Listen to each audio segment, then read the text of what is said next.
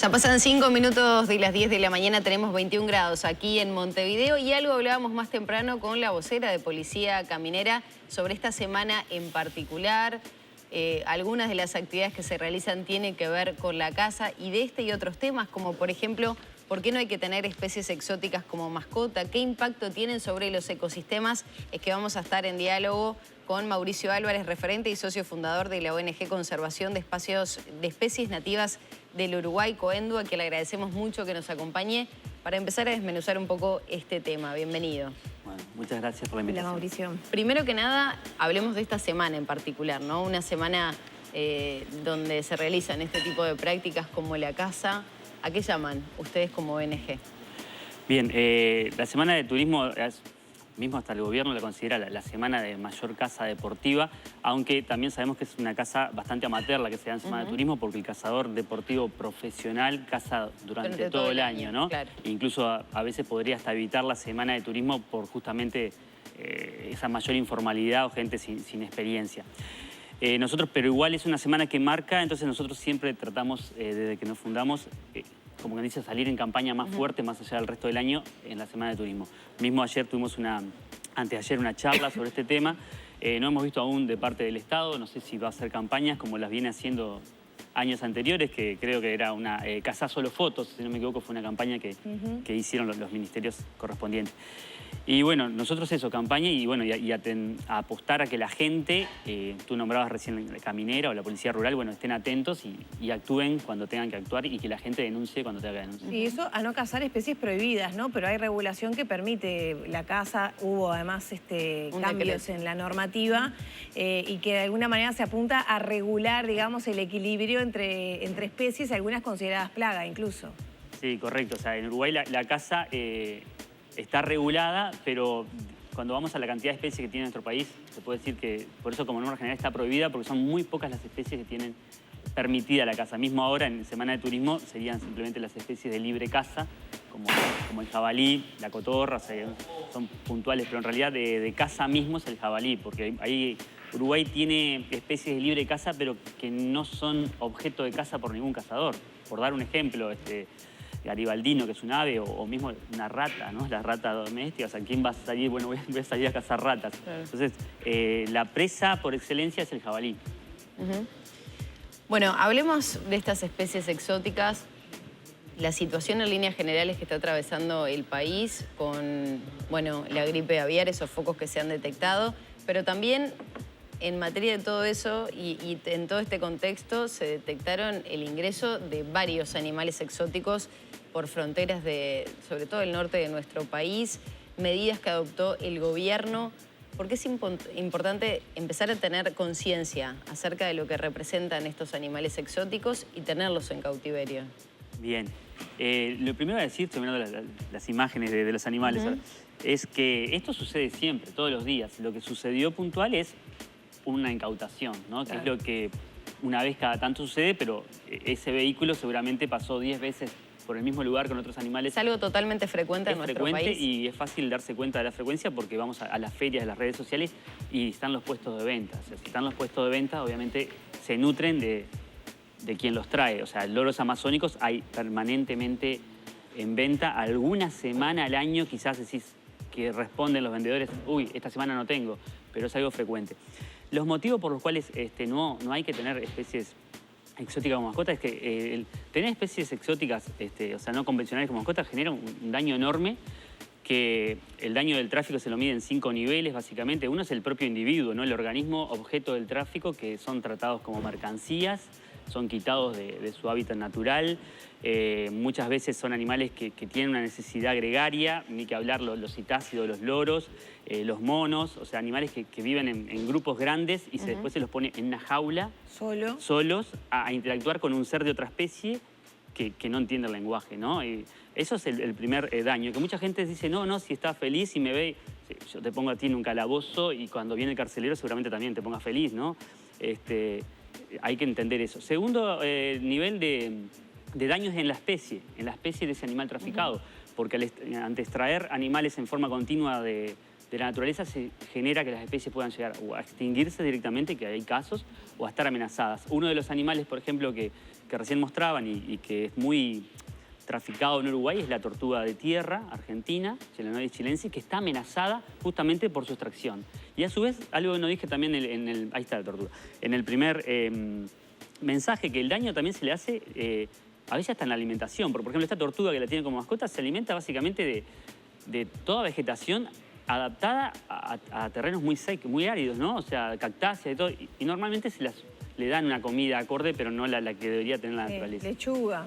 El tercer nivel es ya el ecosistema, porque al quitar individuos de una especie o bajar la población de una especie de un ecosistema, afectás el equilibrio del ecosistema y generás muchas veces funciones ecológicas que dejan de estar. Por ejemplo, una especie puede ser presa de otra o predar sobre otra y todo ese equilibrio lo afectás. También hay una afectación del riesgo sanitario, que ustedes justamente ahora hablaban, o sea, se conocen más de 150 enfermedades zoonóticas, de las cuales el 70% más o menos vienen de animales silvestres, y eso aumenta obviamente con el tráfico y con el intercambio. Y por último, también se afecta socialmente los esfuerzos que hacen los gobiernos y organizaciones, por ejemplo, como la nuestra, en combatir. Solo por poner un ejemplo, la Fundación Rewwild en Argentina, que empezó un proceso de reinserción de especies ahí en Esteros de Liberá, arrancó con el guacamayo rojo, que estaba extinto. Imagínense años de trabajo, de preparación, de recursos económicos para soltar guacamayos y que mañana aparezca una red de tráfico ahí en Liberá, los capture para la venta. Otra vez, el esfuerzo para atrás. Mauricio, hay que decir que está prohibido además la tenencia de estos animales, aunque se controle poco. Si vas a la feria y lo encontrás, claro, pero bueno, saber que el que lo tiene no es legal. Sí, habieron casos como norma general es ilegal y hay casos puntuales de legalidad. Por ejemplo, ahí estamos viendo un erizo. Hoy en día en Uruguay no hay un criadero autorizado de erizos, pero lo hubo. Muchas veces ahí también se confunde la gente de decir, pero si yo lo compro un criadero no estoy haciendo daño. Y hay un daño igual y hay que saberlo. Ni que hablar, lo que pasa es que se confunde mucho lo que es un animal doméstico con un animal amansado. O sea, la fauna silvestre la podrás amansar, pero domesticar te va a llevar miles de años, como sucedió, ¿no?, con perros, gatos y otros animales. Claro, y eso que muchas veces nos conmueve, que tiene, ¿no? Y ahora que siento que está como haciendo explosión en todo el tema ambiental o el traspaso de enfermedades zoonóticas, como por ejemplo la gripe aviar. Bueno, saber que la pequeña acción que uno puede hacer teniendo un animal, comprándolo, etcétera, tiene un efecto en la sumatoria de cada una de esas pequeñas acciones, ¿no? No pensar que porque yo, tengo un bichito nomás, no hago nada, ¿no? Es que tener ese bichito le costó en promedio la muerte de otros 9 bichitos. O sea, es variable según las especies, pero, por ejemplo, Uruguay, que exportó en forma ilegal arañas, para que llegue una araña a Centroamérica, para que llegue como mascota allá, porque recordemos, por ejemplo, acá en Uruguay el motor es el mascotismo. Hay otros países que el motor del tráfico puede ser el uso de pieles, ¿no?, amuletos, o sea, productos o derivados. Acá en Uruguay, excepto la carne de carpincho y alguna otra cosa, el tráfico es mascota. Entonces, ¿qué pasa? Las arañas pueden morir 30 para que llegue una. Hay otros animales que pueden morir 2. En promedio siempre se trabaja de que en el tráfico de cada 10 animales se salva uno. Entonces, para que tú tengas eso en tu casa, le diste la muerte a 9. Pero a su vez le diste la muerte a más de 9, porque en tu casa, el ser humano, no me voy a poner tu vestido, pero si fuera mujer, me encanta tu vestido, voy y lo compro. Y eso se da, ¿no? Lo veo, lo quiero. Entonces seguramente vos en tu casa, teniendo ese animal, mostrando las virtudes de que llegás y te rasca la cabeza si es un loro o lo que sea, generaste en tu círculo de familia, amigos, que haya otro comprador.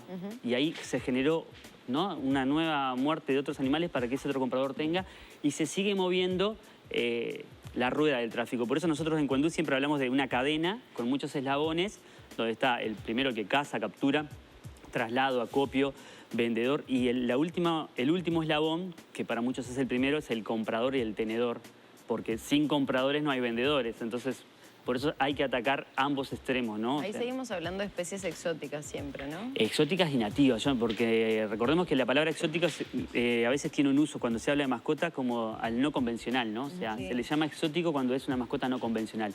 Pero a la hora de hablar de la especie, puede ser una especie nativa como un cardenal copete rojo, un cardenal amarillo, una morrocoyo, la tortuguita de tierra, especies más traficadas en Uruguay, o exóticas como el loro hablador o la tortuga. Te quería, ¿sabes qué?, preguntar, volviendo al tema de caza de nuestro país. La mayoría de los cazadores lo hacen de repente para tener carne, por ejemplo, para alimento, para acopio de carne, o lo hace por el deporte en sí mismo, que es la caza? Bueno, justo en la charla de antes de ayer hablé de ese tema, porque lo había hablado también en la red temática ambiental de la universidad, y es la confusión entre caza de subsistencia, ¿no? Con caza deportiva que alimento de la presa. O sea, una cosa es cazar para comer, tengo la necesidad, voy y cazo para comer, ni que hablar tribus tribales que aún existen. Otra cosa es cazo por deporte porque me gusta. Y de paso me lo como. Y de paso me lo como. Yo creo que, o sea, no lo dudo de esto, si bien puedo haber conocido algún caso de subsistencia, la mayoría de cazadores de nuestro país, por ejemplo, en la presa jabalí, obviamente lo comen. Si no se lo comen ellos, es alimento también para sus perros, ¿no? Que eso lo he visto también. Pero cazan por el gusto que sienten de la actividad y luego comen la presa, ¿no? Que no es lo mismo que salgo a cazar para alimentar mi familia. Y Mauricio, ¿qué pasa con la ecuación económica? No estaba repasando, por ejemplo, El Observador, ¿no? Cuando salió la nueva normativa esta de caza que flexibilizaba. Claro, se habla que hay unos 20 millones de dólares que entran cada año por caza, ¿no? Que mueve diferentes aspectos, desde la venta de armas, la llegada de turistas extranjeros, la venta de esos paquetes turísticos. Si no se pudiera cazar, se perdería ese ingreso del país. ¿Qué valoración tienen ustedes? Primero, que ese ingreso vino de parte de cazadores, por lo cual hago una invitación, si me está mirando el director general de Impositiva, como contador se lo digo, me gustaría que averiguara los tributos que hay sobre ese dinero, porque eso se dijo en un momento de que había necesidad, digo, pues yo estaba incluso cuando la persona defendiendo la casa dice, ¿no? Había una necesidad de ponerle fuente de ingresos a la casa como para defenderla. O sea, dudo mucho de esas cifras porque se hablaron de $1000 por día por cazador que dejaban en Uruguay, me parece un disparate. Y entonces, bueno, eso es por un lado, ¿no? ¿Dónde está? ¿Dónde queda ese ingreso? ¿Le queda al Estado? ¿Le queda a un grupo mínimo de personas? Y después lo otro es que a nivel global, y estos datos están públicos, el ecoturismo deja mucho más que la caza. Y cuando digo mucho más, es muchísimo más. Si bien puede hablar de que matar un elefante le puede dejar a África en forma directa capaz que $50.000 por la persona que mató a ese elefante, el elefante vivo, que tiene como el individuo vivo tiene una vida útil muy larga en los años, deja mucho más a lo largo del tiempo por una foto de ese elefante. Y en Uruguay lo mismo, cuando pasó esto de la caza nocturna, obviamente en el grupo nuestro hay muchos avistadores de ave, algunos hacen salidas diurnas, otros nocturnas, y lo dijeron también abiertamente, ¿no? O sea, si escuchás un disparo te vas. Entonces iba a haber una afectación con la caza nocturna directa al ecoturismo. Que como le digo, primero... ¿Y la hubo ahora que ya corrieron? Nosotros no hemos tenido información de que haya aumentado la caza nocturna. O sea, de que a raíz del decreto. Creo que lo único que pasó es que siempre se hizo caza nocturna en forma ilegal. Ahora está avalado. Ahora está avalado. Porque tampoco hay mucho control, que creo que es otro debe que tiene el país, más allá de haber generado un Ministerio de Ambiente con mínimos recursos y al cual no le dio todas las potestades que tiene que tener. Recordemos que monte nativo, ¿quién va a dudar que un monte es ambiente? Bueno, monte nativo está en ganadería, agricultura y pesca. O sea, realmente hasta un niño de escuela va a decir que monte nativo tiene que estar en el Ministerio de Ambiente. No está. Y así también los recursos acuáticos, animales, lo mismo. Y bueno, y acá, le digo, más allá del Ministerio de Ambiente necesitamos una policía ambiental, porque la fuerza policial, no sé qué hablaron con esta persona, pero nos han dicho más de una vez que no saben. O sea, yo voy a la feria y veo un animal, yo no sé si es legal o es ilegal. Entonces, se necesita una policía especializada para poder actuar. Mauricio, nos tenemos que despedir rapidito. ¿Crees que, porque me había quedado pendiente de hoy, ¿crees que esta incautación que se hace de animales exóticos que ingresaron a nuestro país, que eran unos cuantos, tiene que ver con la situación sanitaria y después vuelve a flexibilizarse un poco el paso de animales? Sí, yo estoy totalmente de acuerdo que en realidad no es casual que esta incautación, donde eran prácticamente 90% aves, tenga que ver justamente con la situación sanitaria de la gripe aviar. Y por eso aumentaron los controles. Si no, creo, no es que lo dejen pasar, creo que no hay tanta actitud, atención puesta allí. Exacto. Bien, muchísimas gracias, Por Mauricio. nada. Bueno, cerramos por aquí la charla con Mauricio Álvarez, referente y socio fundador de la ONG Conservación de Especies Nativas del Uruguay.